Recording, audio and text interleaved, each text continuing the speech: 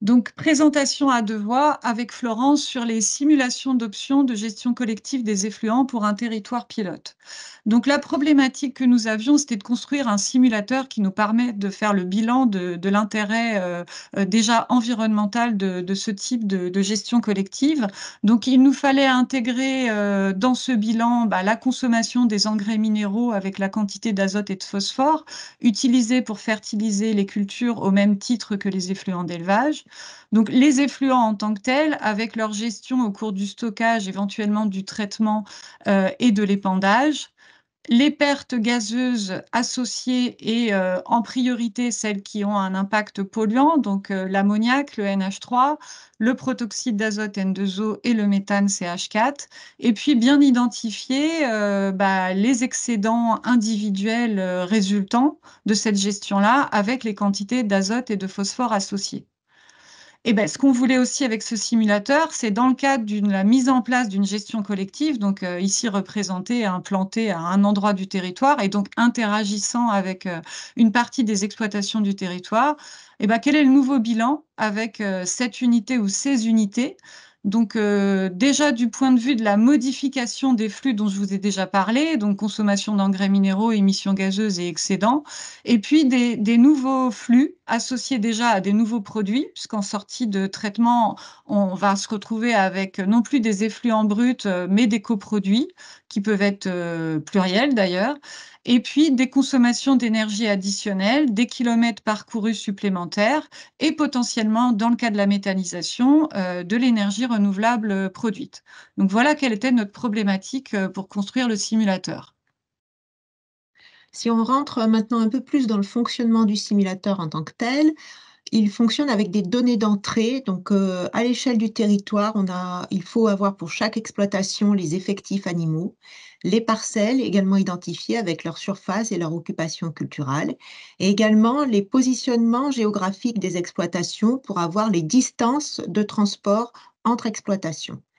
Donc le simulateur utilise tout ça en entrée et l'utilisateur doit aussi, faire un choix sur, la filière, de gestion collective des effluents qu'il veut tester avec le simulateur. Donc le simulateur offre la possibilité de choisir, entre les différentes filières, les échanges simples en fait des flux entre exploitations, différentes filières de méthanisation, également le compostage de fumier, la séparation de phase, traitement biologique et le tapis de séchage. Et donc on a en face de chaque filière les types d'effluents qui sont, adaptés, donc entre les lisiers, les fumiers et fientes de poules pondeuses. Et on mentionne aussi, on donne en entrée au simulateur, l'importance de la filière en disant finalement par rapport à la quantité totale d'effluents, produits sur le territoire, quel est le pourcentage qui doit être pris en charge par la filière de gestion collective? Et on prend en compte aussi un taux de participation en fait, des, exploitations d'élevage, c'est-à-dire les exploitations d'élevage qui sont susceptibles de contribuer à la filière, quel est, leur taux de participation. En sortie, le simulateur fournit un bilan de la situation initiale en dehors de toute gestion collective des effluents et un bilan de la situation avec la filière. Alors, peut-être quelques petits focus méthodologiques, pour préciser un peu plus son fonctionnement. Donc sur le périmètre sur lequel porte, la simulation. Donc à chaque fois, on considère au niveau du territoire, les plans d'épandage, et donc on est focalisé sur les parcelles épandables uniquement et donc elles sont définies en fonction des cultures qui sont, sur ces parcelles. Ensuite, il y a 2 modules d'optimisation dans ce simulateur et donc le premier module permet en fait de produire à la fois pour la situation initiale et pour la situation avec gestion collective, le plan d'épandage de chaque exploitation du territoire et donc ça se fait avec une optimisation en considérant sur l'exploitation qu'on a un parcellaire, ici avec par exemple des surfaces en maïs, en blé et en colza, des effluents disponibles qui peuvent être des effluents porcins, bovins et ou issus de volailles et donc lui, il va, répartir en fait les apports d'effluents sur chaque parcelle en fonction des besoins des cultures de chaque parcelle et pour chaque saison, donc pour printemps et automne. Et le principe de cette optimisation, c'est de maximiser la valorisation des effluents d'élevage de l'exploitation. Le deuxième module d'optimisation qui est présent dans le simulateur permet en fait déterminer quels sont les emplacements des unités de gestion collective. Donc, il va optimiser leurs emplacements et il va optimiser leur alimentation. Donc, pour faire ça, il va prendre en compte les gisements des différents effluents d'élevage disponibles sur le territoire, les distances entre les différentes exploitations et unités de gestion collective et les besoins de chaque unité collective à couvrir, donc en se situant entre un minimum et un maximum défini, paramétré dans le simulateur. Et donc le principe de cette deuxième optimisation, c'est de minimiser les produits entre les distances et les tonnes transportées à l'échelle du territoire. Donc au niveau des résultats, alors tout d'abord un petit point d'attention, hein, pour, tester ce simulateur au fur et à mesure de sa construction et pour, créer les simulations qu'on va vous présenter, on a utilisé les données du territoire pilote de Châteaubriand-Derval. Donc on a récupéré les effectifs animaux, toutes les exploitations avec les liens, qu'elles avaient avec des parcelles et les occupations culturales de ces parcelles. Mais ces données, bah, ne sont plus d'actualité puisque l'enquête dont on a pu bénéficier a plusieurs années maintenant. Nos simulations de départ ne prennent pas en compte les échanges ayant déjà lieu sur le territoire et les traitements déjà mis en place. Et puis surtout, les simulations testées, on n'a eu aucune concertation avec les acteurs, du territoire, pour les simuler. Pour la bonne et simple raison qu'on construisait le simulateur en parallèle et que les 3 ans du projet nous permettaient de le construire, mais pas ensuite de l'utiliser sur le territoire pilote. Donc en conséquence, les résultats qu'on vous présente ne constituent pas un diagnostic du territoire, et les simulations ne sont pas des options souhaitables pour le territoire parce qu'il n'a pas du tout donné son avis là-dessus. En fait, les simulations, elles montrent surtout, le fonctionnement du modèle qui, à ce jour, peut être utilisé sur un nouveau territoire et en association avec les acteurs. Donc la situation de départ, que nous avons obtenue grâce au modèle qui, comme le disait Florence, a donc généré des plans d'épandage individuels. Donc cette simulation a permis d'identifier une quantité de fertilisants minéraux, consommés par le territoire pour fertiliser les cultures.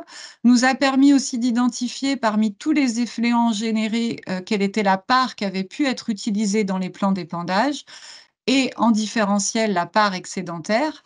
Et on a également l'ensemble des flux polluants émis vers l'air et vers la ressource en eau. Donc pour aller un peu plus dans le détail, que s'est-il passé sur, les effluents d'élevage? Donc on voit que dans cette situation de départ, 63 de l'azote des effluents a pu être valorisé dans les plans d'épandage individuels et donc, bah, à contrario, 37 s'est retrouvé en excédent et pour le phosphore, un peu moins a pu être valorisé, sur le territoire, 58 les 42 dits en autres ont étaient donc en excédent et 63 des élevages se retrouvaient en situation excédentaire, plus ou moins importante, hein, mais en tout cas en situation excédentaire. Au niveau des cultures, donc là, on voit que du point de vue de l'azote, les cultures ont été fertilisées à 40 par les effluents d'élevage et à 60 par des engrais minéraux en complément. Et le phosphore, lui, 60 des cultures ont été fertilisées avec une origine organique, 40 avec une origine minérale. Donc on voit déjà à ce niveau-là, hein, que l'élément qui a été limitant pour valoriser les effluents d'élevage dans les plans d'épandage, ça a été le phosphore. Autre information, donc en termes d'émissions gazeuses, on voit qu'on a perdu 40 de l'azote, entre la sortie du bâtiment, et la valorisation au niveau des cultures et sur ces 40 perdus, il y en a la moitié qui a été émise sous forme non polluante, sous forme de diazote et l'autre moitié qui a été émise sous forme polluante avec principalement une émission sous forme d'ammoniac. Et pour le carbone, on a perdu 20 du carbone et principalement sous forme CO2, donc estimé non polluant, hein, et sous forme méthane pour 7 Donc ensuite, par rapport à cette situation de départ, on a simulé donc deux gestions collectives. Une première basée sur un échange. Donc là, il y a 64% des élevages qui ont été impliqués dans cet échange, soit la totalité des élevages qui étaient en excédent, et ça a mobilisé 19% des effluents du territoire. Ce sont des échanges qui ont été faits avec des fermes en capacité, et c'était des transferts d'effluents bruts. On a aussi testé la méthanisation collective qu'on a choisi concernant 30% des effluents. Donc ça, c'est vraiment un choix d'utilisation. Et donc ça a entraîné 33% des élevages impliqués, 34 unités de méthanisation, chacune étant alimentée entre 2 et 11 exploitations. Les effluents bruts ont donc servi à alimenter ces unités de méthanisation et pour chacune, ils représentaient 60% des intrants. Et ces intrants ont été complétés par une ration de déchets qui représentait donc 40% du tonnage. Et donc en sortie, on a récupéré du digestat qui n'a, dans cette filière-là, pas été traité. Donc, quelques indicateurs de résultats. Donc, tous ces premiers bilans sont exprimés par tonnes d'effluents de la totalité du territoire, sachant que dans les différents scénarios, ces tonnes d'effluents ne changent pas, elles sont fixes. Donc, ce qu'on voit, c'est qu'au niveau des émissions de gaz à effet de serre liées à la dégradation biologique des effluents, il n'y a pas eu de changement avec la filière échange et on a pu réduire cette émission de 8% avec la filière méthanisation qui a permis de réduire les émissions de méthane. Pour les émissions polluantes azotées, au stockage et au traitement, ces dernières n'ont pas changé en filière échange, ce qui est assez logique, et elles ont pu être réduites de 16% dans la filière méthanisation, puisque ce sont des dispositifs couverts en pré-stockage au niveau du digesteur et du stockage du digestat. Donc ça permet de réduire les émissions d'ammoniac. En termes de kilomètres parcourus, donc ces filières ont engendré plus de kilomètres dans la filière échange et 10 fois plus dans la filière méthanisation. Pour l'énergie renouvelable, il y a uniquement de l'énergie qui a été produite grâce à la méthanisation avec 415 kW par tonne d'effluent au territoire. Et sur les surplus, on voit que la filière échange a permis de réduire respectivement de 17 et 18% les surplus en azote et en phosphore. Et à contrario, la filière méthanisation a plutôt augmenté les surplus, puisque comme on a rajouté des déchets, ces derniers sont rentrés en compétition avec les effluents pour l'accès au plan d'épandage, et donc ça a généré des excédents. Pour compléter ce bilan, vous avez ici représenté l'azote à gérer sur le territoire, avec tout d'abord ce qui a été généré en surplus, ce qui a été retiré, retiré du territoire et le bilan que l'on obtient en différentiel sur le territoire. Donc, on voit que dans la filière échange, on se retrouve surtout avec une économie d'azote de 320 tonnes pour le territoire. Ceci étant dû à l'utilisation moindre d'engrais minéraux puisque les effluents ont été mieux valorisés. Dans le cas de la filière méthanisation, on se retrouve avec un différentiel plutôt d'accroissement d'azote sur le territoire, surtout si on considère que les déchets n'étaient pas produits sur le territoire et donc ont été importés sur le territoire. Donc, c'est principalement eux qui va engendrer ce surplus d'azote pour le territoire. Même fonctionnement de graphique pour un bilan gaz à effet de serre. Donc, on voit que pour la filière échange, on a un bénéfice de gaz à effet de serre avec moins 2210 tonnes d'équivalent CO2 sur le territoire grâce à l'économie d'engrais minéraux qui, pour leur production, émettent des gaz à effet de serre. Et dans le cas de la méthanisation, on voit qu'on a une économie importante de gaz à effet de serre et ça, c'est principalement dû aux émissions gaz à effet de serre moindres du fait de la méthanisation. Et pour terminer sur cette présentation, si on passe sur un petit focus sur l'outil, le simulateur. Donc, en plus de ce que je vous ai déjà dit tout à l'heure sur ce simulateur de solutions collectives de gestion des effluents, donc qui est sur une situation de départ qui permet de simuler aussi 11 filières de gestion collective. Euh, et pour son fonctionnement, il faut savoir que c'est un simulateur qui est développé actuellement en Python, avec donc des fichiers d'entrée et de sortie également au format Excel. Les destinataires de cet outil, ce sont en fait les animateurs de territoires agricoles en lien avec les élevages et les collectivités territoriales, et donc en collaboration avec la R&D, puisque aujourd'hui, c'est un outil pour lequel il y a une prise en main à réaliser. Et donc, cet outil peut être mobilisé dans le cadre de nouveaux projets ou de prestations, et donc pour lesquels on a indiqué nos deux noms et nos coordonnées en contact. Voilà.